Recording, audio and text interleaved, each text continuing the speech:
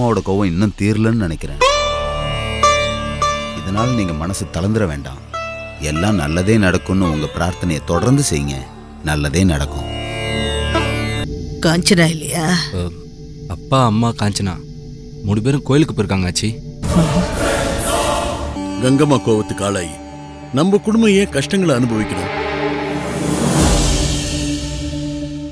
வாழ வேண்டிய வயசுல 2 பிள்ளைங்க இருக்காங்க. வருங்காலத்துல அவங்களாவது நல்லா இருக்கணும்னு நினைச்சுதான் அப்படின்னு உன் பொண்டாட்டி சொல்லியிருப்பா. இவ முந்தானிய பிடிச்சுக்கிட்டு நீயும் கோயிலுக்கு போயிட்டு வந்தியாக்கும். உனக்கு வெக்கமா இல்ல? ஆச்சி, மாமா அதான் உங்க புள்ள சாகணும்னு தானே துடிக்கிறாரு. சாவு வந்துடுச்சா? உருவமா இருக்கவங்களை எதிர்க்கலாம், அரூபமா இருக்கிறவங்களை எப்படி எதிர்க்க முடியும் சொல்லுங்க? என் பிள்ளைங்களுக்கு ஒரு நல்லது நடக்கணும்னு அனுதினமும் நான் அம்பாளுக்கும் சப்த கன்னிகளுக்கும் பூஜை பண்ணிட்டு இருக்கேன். போதும், நிறுத்தடி. கங்கம்மா சாபத்தையும் நாகம்மாவையும் ஒழிச்சு கட்டுவான். பேராண்டி,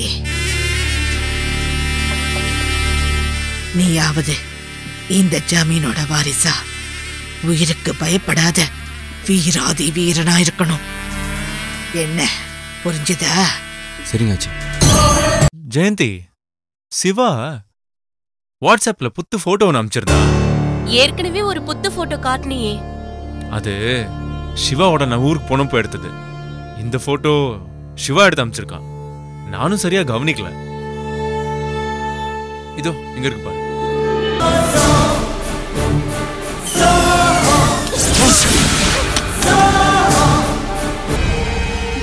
பிரபா,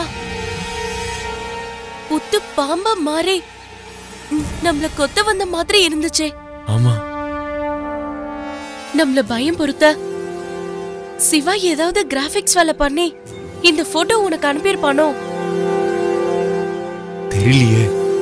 ஒரு நிமிஷம் என் மூச்சை நின்ன மாதிரி ஆயிடுச்சு.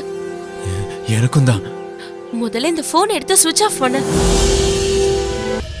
Hi Jayanthi, how are you? Siva, உனக்கு ஏன் இந்த கொலவெறி? ஜெயந்தி, என்னாச்சு?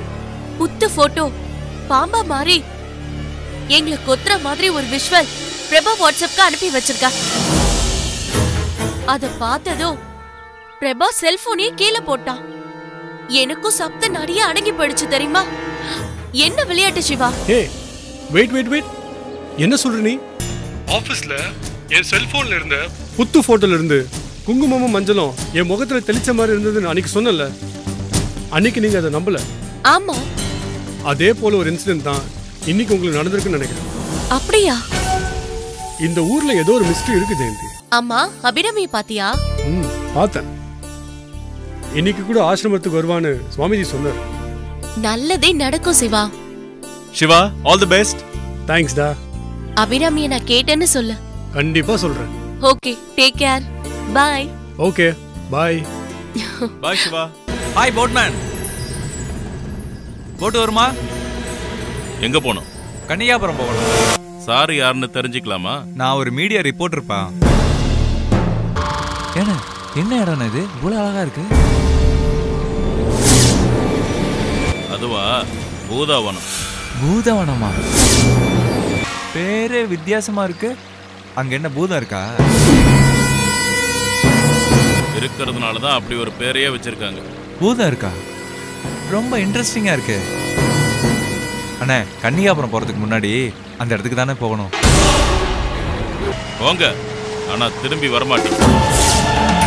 சரி, உன் சாவு அங்கதான்னா நான் என்ன பண்றது? அது எல்லாத்தையும் நான் பாத்துக்கிறேன்.